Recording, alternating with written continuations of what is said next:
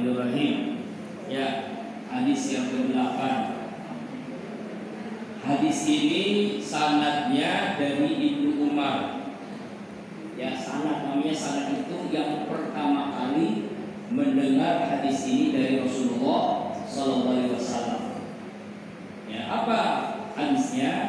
Umirtu an uqatilan nas. Aku diperintahkan untuk memerangi manusia. Artinya Rasulullah sallallahu alaihi wasallam diperintahkan untuk memerangi manusia. Itu roitron. Sebab karena yang bikin enggak itu karena bukan roitron ya. Diperintahkan manusia. Maksudnya memerangi di sini bukan memerangi secara fisik, memerangi secara kiasan. Memang maknanya ada dua, bisa fisik, bisa hati yang nafsu yang diperangi. Ya, kalau fisik itu ketika keadaan umat Islam itu belum banyak. Di zaman Nabi kan banyak orang-orang kafir harbi, orang yang memang dia selalu menyerang Islam, orang yang masih jauh dari Islam, masih menyembah patung berhala. Nah, kalau yang sekarang maksudnya adalah memerangi di sini, memerangi hawa nafsu yang ada pada diri kita. Ini manusia itu ada dua.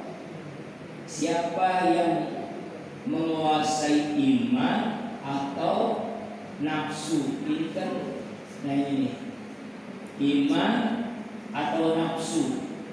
Yang diperangi itu nafsu, ya, secara makna kiasan harfiahnya.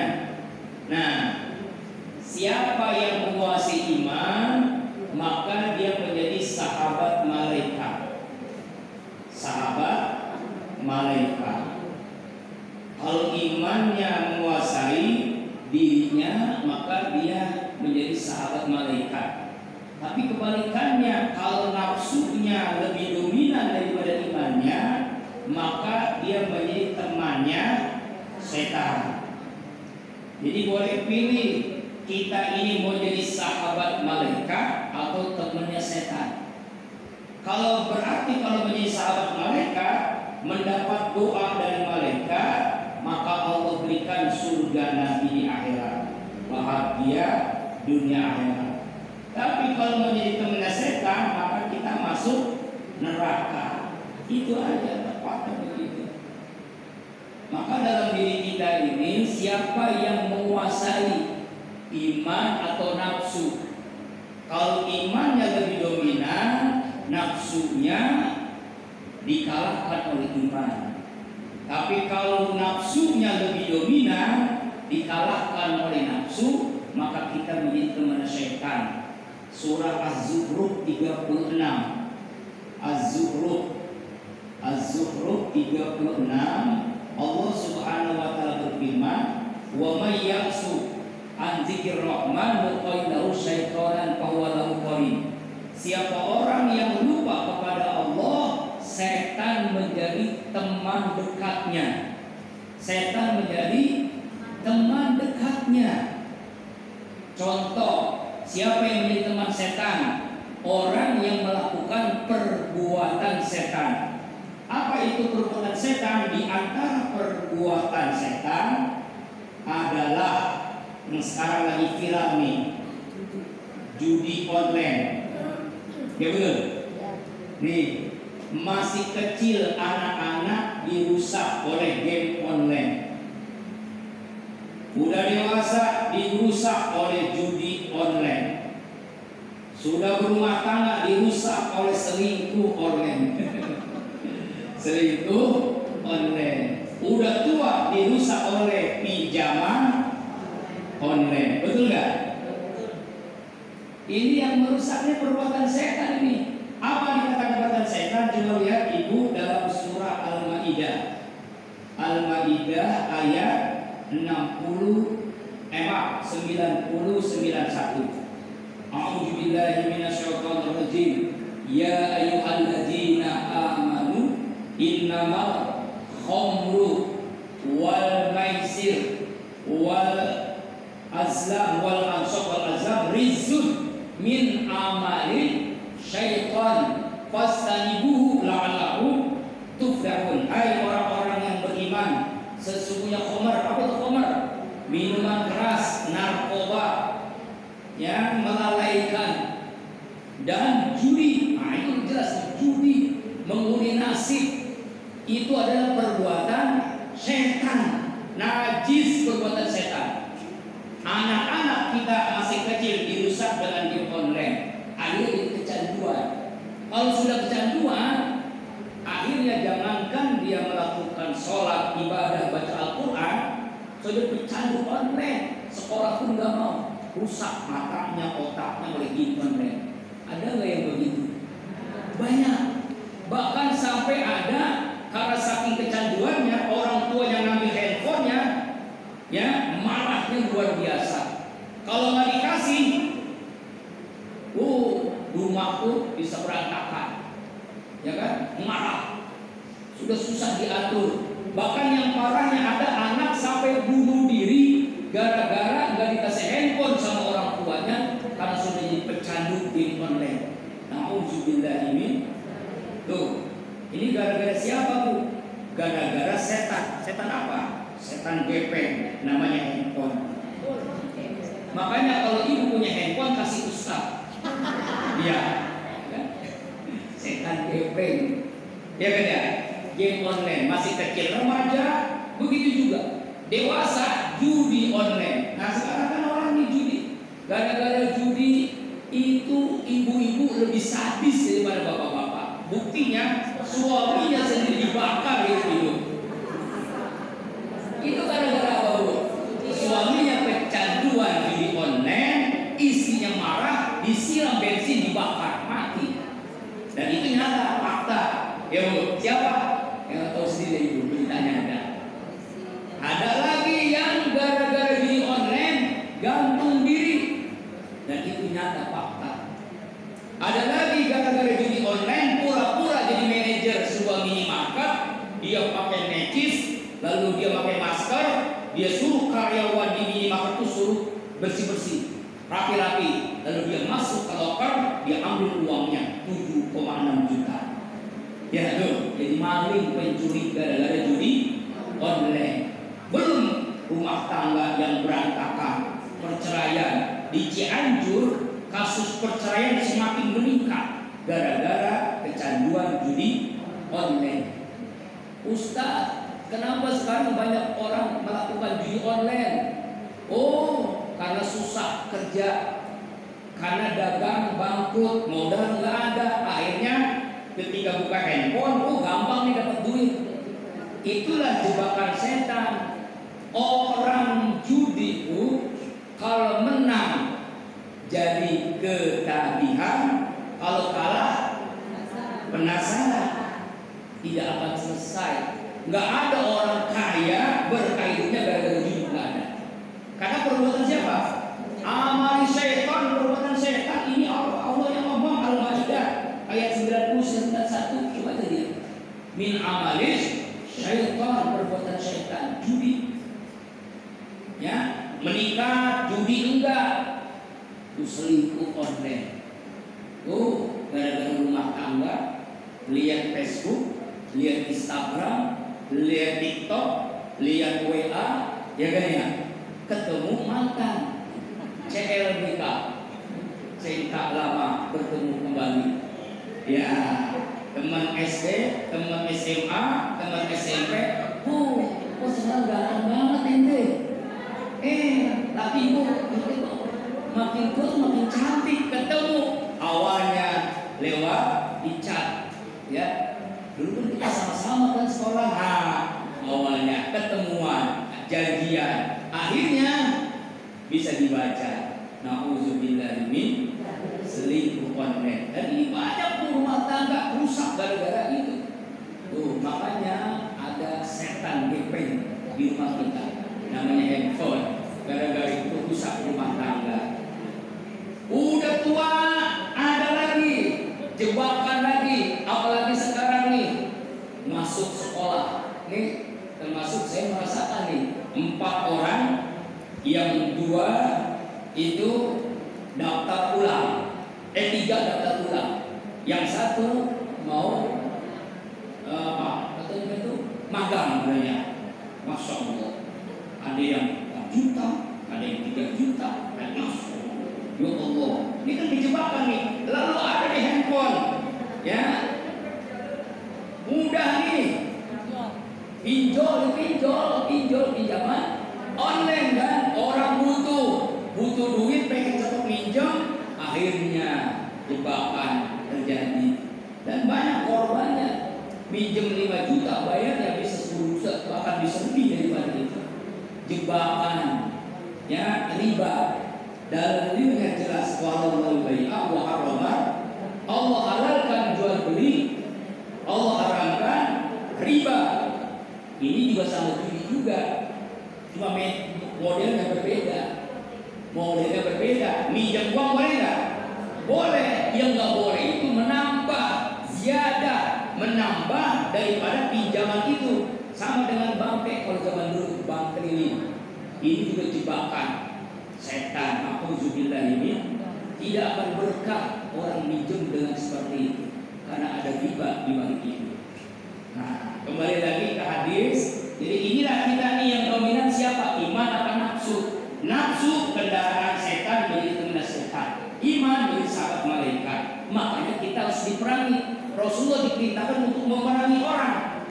Memerangi apanya? Nafsunya diperangi. Hatta yashhadu an la ilaha illallah wa anna Muhammadar, sampai dia bersaksi tidak ada Tuhan kecuali Allah dan Nabi Muhammad utusan. Apa maknanya? Syahadatain. Kita harus kuatkan iman kita. Iman kita harus dikuatkan, yaitu dengan 2 syahadat. Ya, syahadatain, yaitu asyhadu alla ilaha illallah wa asyhadu anna Muhammadan Rasulullah. Inilah iman. Inilah iman, Bu. Inilah iman. Aku bersaksi tidak ada Tuhan kecuali Allah. Aku bersaksi bahwasanya Nabi Muhammad adalah utusan Allah. Apa maknanya? Tidak ada yang memberikan rezeki kecuali hanya Allah. Aku bersaksi bahwasanya tidak ada yang menghidupkan kecuali Allah. Aku bersaksi bahwasanya yang tidak bisa memberikan kesehatan kecuali Allah, kesembuhan kecuali Allah. Tidak ada yang memberikan keputusan kecuali hanya Allah. Tidak ada yang bisa membahagiakan kecuali hanya Allah. Yakin harus tertanam dalam jiwa kita. Contoh sederhana, kan ada seorang ibu yang bergantung dengan suami. Ada nggak? Dia beranggap bahwa rezeki itu dari suami. Suaminya meninggal dunia, akhirnya dia putus asa. Ya kan? Bergantungnya kepada suami, bukan yang menciptakan suami, bukan yang memberikan rezeki, itu Allah yang menciptakan suami. Akhirnya stres, depresi, jadi janda. Nauzubillah ini. Atau misalnya suaminya di PHK, suami diberhentikan dari perusahaan karena dia beranggapan bahwa rezeki itu dari perusahaan, maka dia jadi stres, depresi, pinjol, judi. Itu kan jebakannya. Nah, makanya kita harus yakin asyhadu an la ilaha illallah ini harus tertanam dalam jiwa kita. Yang memberikan rezeki Allah, yang memberikan kehidupan Allah, yang menghidupkan Allah, yang mematikan, yang menentukan hidup dunia akhirat kita, yang membahagiakan kita. Nah, kita harus yakin tuh, itu namanya iman, itu namanya akidah, itu namanya syahadat. Kita bersyahadat setiap sholat, asyhadu an la ilaha illallah. Apakah kita yakin? Yakin tertanam dalam jiwa itu. Ya Bu, perangi nafsu kita, hilangkan nafsu keraguan dari kita. Suami itu hanya perantara kita dapat rezeki, betul. Yang memberikan rezeki hanya Allah. Tadi ibu udah sholat duha belum? Apa doanya? Allahumma in kana rizki bis samai Ya Allah, jika rezeki di langit turunkan. Wa in kana fil ardi fa akhrij, jika rezeki di bumi keluarkan. Wa in kana musiran fayasirhu, jika rezeki yang sulit mudahkan, dan seterusnya. Itu yang memberikan rezeki siapa? Allah. Maka yakin dengan Allah. Kan dulu pernah kita bahas tentang rezeki ya. Ada 8 jenis rezeki. Masih tahu masih apa? Rezeki itu ketentuan Allah. Semua makhluk yang hidup pasti Allah jamin rezekinya. Rezeki jaminan Allah. Kita harus yakin nih Bu. Dalam Al-Quran Allah berfirman, A'udzu billahi minasyaitonir rajim, wa ma min dabbatin fil ardi illa 'alallahi rizquha. Tidak ada binatang melata di bumi ini kecuali rezekinya dijamin oleh Allah. Yakin harus tertanam dalam jiwa kita. Kalau kita yakin, kita tidak gelisah tentang semuanya sudah ditentukan oleh Allah. Nggak gelisah kita. Ngapain gelisah dengan rezeki? Orang udah jaminan Allah. Kalau sudah dijamin nih, kita udah dijamin setiap bulan kontrakan lunas. Misalnya listrik lunas, bayar wifi lunas. Ya kan, semua hutang lunas. Kira-kira tenang nggak? Ibu tenang nggak? Yang jamin rezeki Allah tenang nggak? Benar. Buyeng kalau masih ngomong berarti belum tenang. Makanya kita harus yakin. Itu pertama. Yang kedua, rezeki karena usaha. Walaupun harus tenang, tapi harus berusaha. Makanya kita kenapa tidak boleh judi? Kenapa kita jangan lakukan ini? Karena ini masuk kepada riba. Ya kan, karena rezeki itu mesti diusahakan.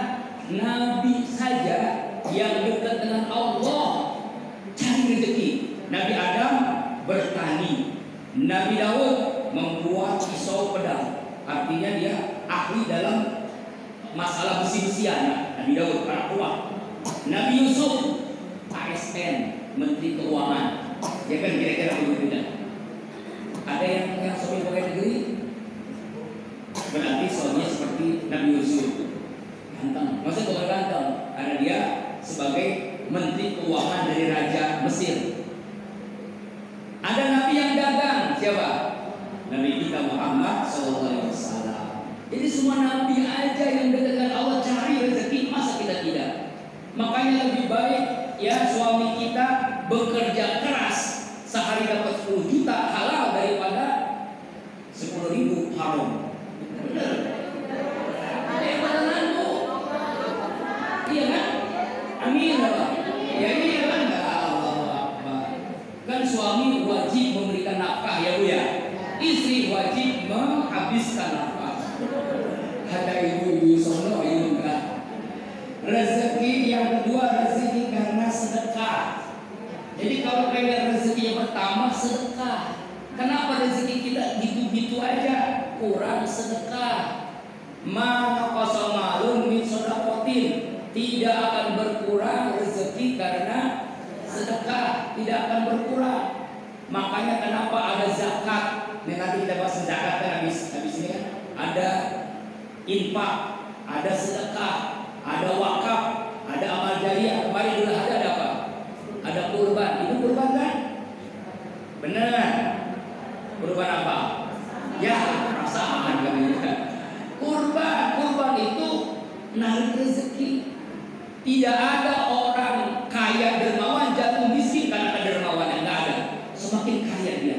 Kata Nabi, bal yazdat. Contoh sederhana. Misalnya ibu ada yang dagang enggak? Ada nggak sini yang pedagang? Ada. Kalau ibu dagang kira-kira untung itu berapa persen Bu? Untungnya paling kecil berapa persen? 10%, 20%, 50%, 100%? Ada 100%? Nggak ada. Tapi kalau berbisnis dengan Allah, Allah kasih berapa Bu? 700%. Al-Baqarah 261 700%. Ibu infak tadi 1.000, berarti Allah berikan berapa Bu? 700.000. 10.000 berarti 7 juta. Yakin nggak? Ayo infak, ayo yang punya handphone, yang punya emas, yang punya infak 2.000. Tuh, ada kotak amal, yatim lain, itu lain ya kan ya. Ya Allah.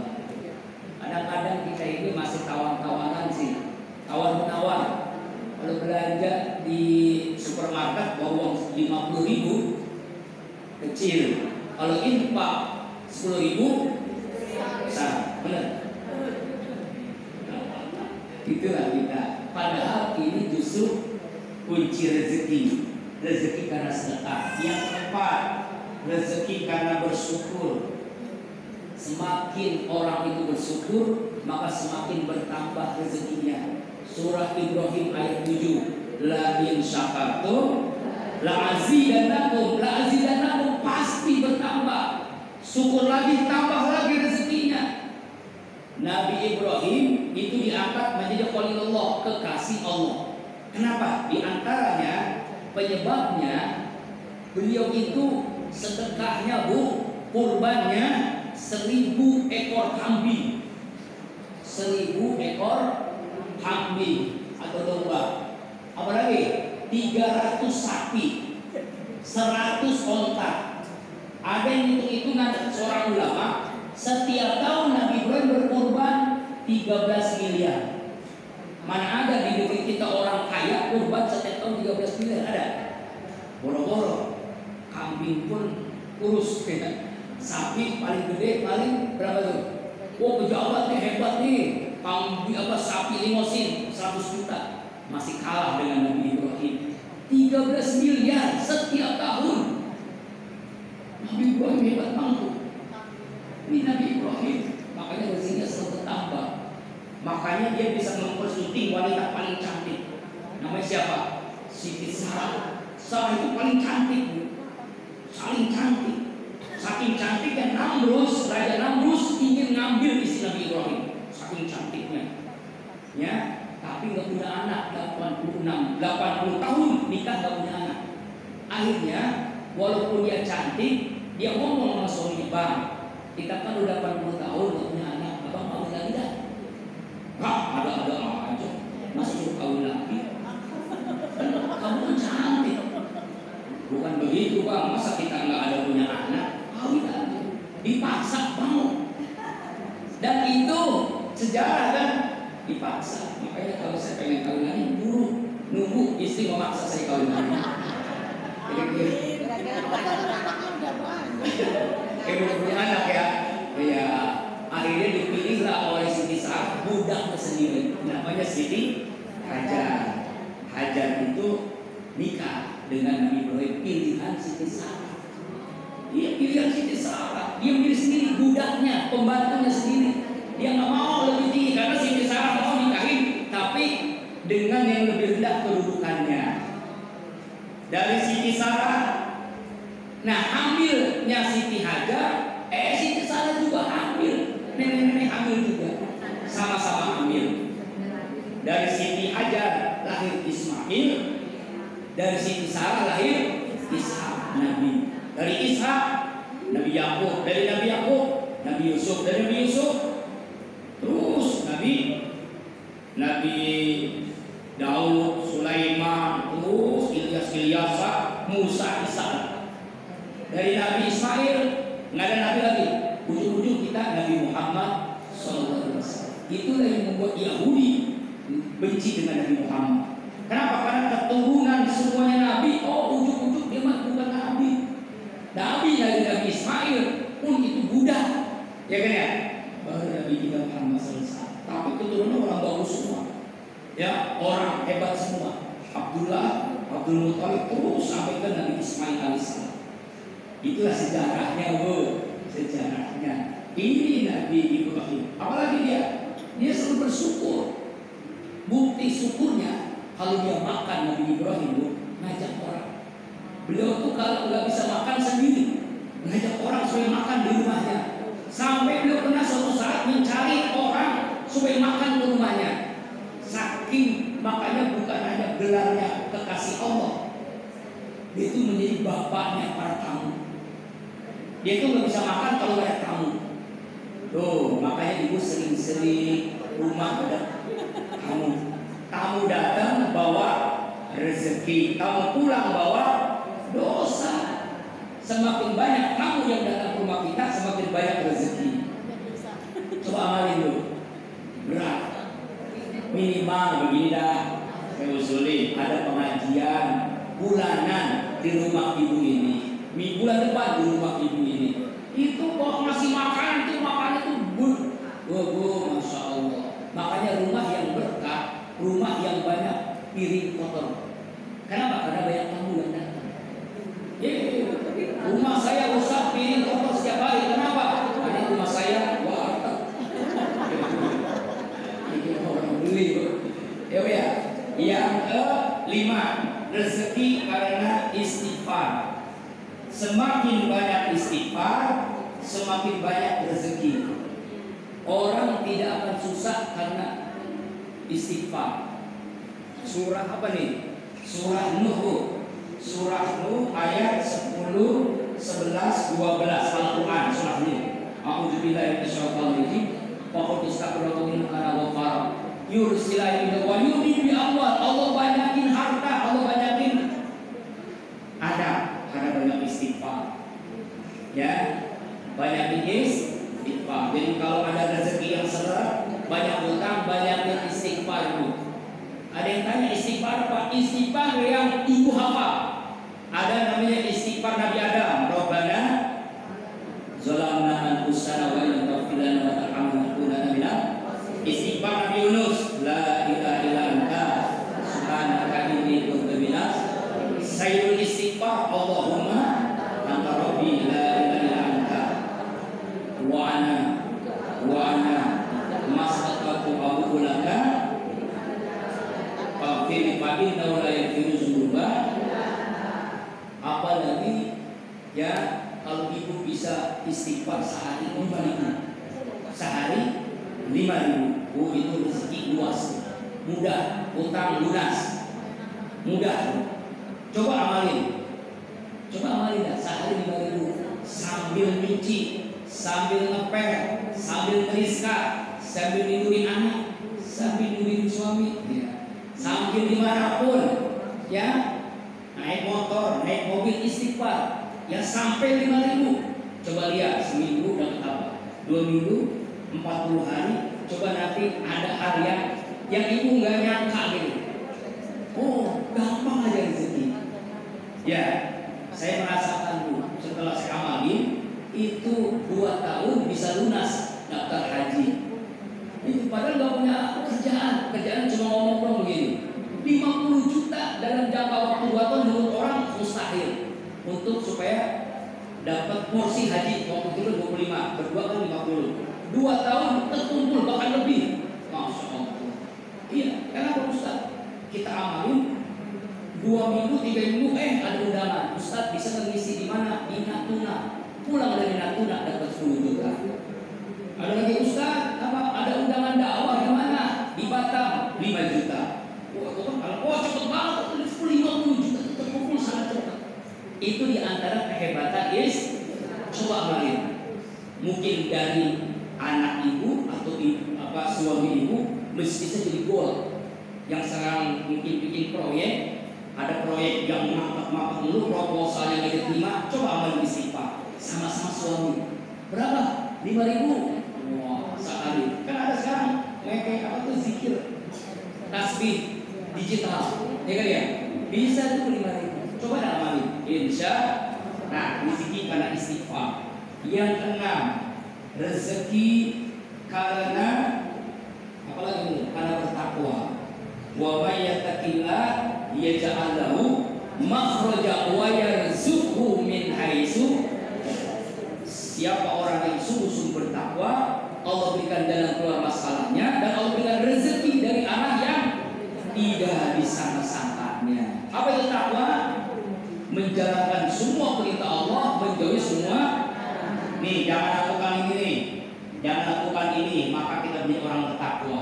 Ini perbuatan setan yang membuat kita tidak akan dapat rezeki yang disangka-sangka. Ustaz dia malas ibadah, malas sholat, nggak pernah puasa, tapi rezeki lancar. Istighfar, hati-hati, isi jebakan setan. Makin maksiat makin kaya. Ada nggak orang yang makin maksiat makin kaya? Wah, jangan terjebak oleh itu. Lalu yang ketujuh, rezeki karena menikah.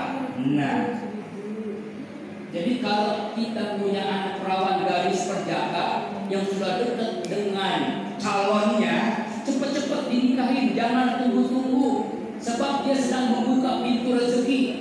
Yughnihumullahu min fadli. Nikah itu Allah akan memberikan kekayaan. Babu rezeki, pintu rezeki terbuka karena menikah. Coba saya tanya ibu, waktu jadi gadis perawan punya apa di rumah? Tapi setelah nikah punya anak, rezeki kan? Punya apa? Punya suami, punya sendok, punya piring, punya rumah, punya mobil, punya motor. Rezeki terbuka, rezeki karena menikah. Makanya kalau rezekinya ingin terus bertambah, nikah lagi. Untuk laki-laki, ya. Anaknya 4 nikahin anaknya. Yang kedelapan, rezeki karena anak. Nah, orang tua dulu ngomong bahasanya sederhana. Banyak anak itu keyakinan tuh la ilaha illallah. Kalau yakin banyak rezeki benar. Kenapa orang sekarang rezekinya mampet? Karena udah duluan ketakutan duluan. Bagaimana nanti sekolahnya? Bagaimana nanti kuliahnya? Bagaimana pendidikannya? Udah ketakutan duluan. Akhirnya anaknya cuma 1 yang urusnya susah. Anaknya 3, yang 1 pecandu game online, yang 1 pecandu judi online, yang 1 pecandu pinjaman online. Bahaya, rusak anaknya. Ya kan ya? Lebih baik anak 16 hafal Quran semua. Itu ada viral kan? Anaknya 16 punya hafal Quran 30 juz. Ya Allah, itu berkah. Misalnya ibu udah jadi nenek-nenek, udah jadi terapi, anaknya 10. Ya mau lebaran, yang 1 ngasih duit 10 juta, yang 1 2 juta, yang 1 5 juta, yang 1 100 juta. Pulang. Masya Allah, rezekinya berapa dulu? Saat waktu lebaran uangnya sampai 1 miliar. Kenapa? Anaknya ngasih rezeki. Ustaz, ini mau boro-boro ngasih duit. Ya, yang ada dia minta duit, ya. Yang mungkin Allah puji kita kan. Mudah-mudahan dia dapat rezeki yang lain, rezeki doanya, rezeki kasih sayangnya kepada kita. Amin ya Rabbal. Tuh, kembali lagi. Ini syahadat iman. Lalu wa asyhadu anna Muhammadar Rasulullah, bersaksi Nabi Muhammad Rasulullah. Tidak ada nabi setelah Nabi Muhammad, titik, bukan koma. Sebab banyak orang sekarang ngaku-ngaku nabi. Tugimin lah. Sekarang ada yang hebat lagi, bisa bahasa semut, bisa bahasa malaikat, bisa bahasa jin. Aneh-aneh aja. Air putih bisa jadi air zam-zam katanya. Itu tuh yang dari Banten. Akunya di Banten, ada bukan dari Banten. Dulunya awalnya pengamen, sekarang akunya mama Buya. Ya Allah, yang lagi viral kan? Astagfirullahaladzim. Hati-hati bu, bagus ibu nyari guru yang bener. Kalau misalnya gurunya kayak dia, gimana tuh gajinya? Ini air putih saya jadikan air zam-zam.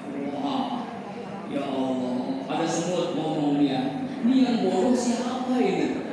Gurunya bodoh, umatnya banyak yang jadi. Ya Allah, tapi banyak yang dengerin itu. Kasihan santrinya itu gimana itu ya Allah. Anehnya nih sampai sekarang kenapa MUI nggak negor gitu ya? Karena banyak peliharaan tanda kutip. Orang-orang yang zalim kepada Islam dipelihara, orang-orang yang lemah ini dipelihara bu, makin terkenal makin banyak duitnya, karena banyak yang backing-backingnya. Jadi ya coba, itulah hadis yang ke-8 lagi. Jadi ya aku akan perangi nafsu manusia sampai dia bersaksi mengakui asyhadu an la ilaha illallah wa asyhadu anna Muhammadar. Lalu yang kedua, wa yuqimus shalah, mendirikan sholat. Jangan sampai kita meninggalkan sholat. Rumah yang tidak ada berkah ada rumah yang tidak pernah di dalam rumah itu ada sholat. Nawwiru bitakum bi tilawatil Quran wa sholat. Terakhir rumah kalian dengan bacaan Quran dan sholat. Wa yutuz zakat, tunaikan zakat. Jangan sampai kita tidak menunaikan zakat. Zakat ini wajib setiap tahun. Ada 2, ada zakat mal, ada zakat fitrah. Zakat mal kalau uang ibu udah 85 gram emas, maka wajib mengeluarkan zakat malnya 2,5%. Ya, kalau belum berarti zakat fitrah doa. Itu kan gampang. Fa'idha fa'alu, apabila mereka melakukan apa? Syahadat, asyhadu an la ilaha illallah wa Muhammadur Rasulullah, mendirikan salat, memberikan zakat, asamu minni imahum wa amwaluhum, maka terjagalah dariku, kata Nabi, darahnya, harta mereka, darah mereka, kecuali dengan hak Islam. Ya, hisabnya nanti kuserahkan kepada Allah Subhanahu wa ta'ala. Inilah hadis yang ke-8. Mudah-mudahan kita bisa pahami isi kandungannya. Insya Allah pertemuan yang berikutnya hadis yang ke-9. Nah, ada pertanyaan sebelum tutup dengan doa, silakan. Kalau tidak, kita tutup langsung dengan doa. Ada nggak, Bu?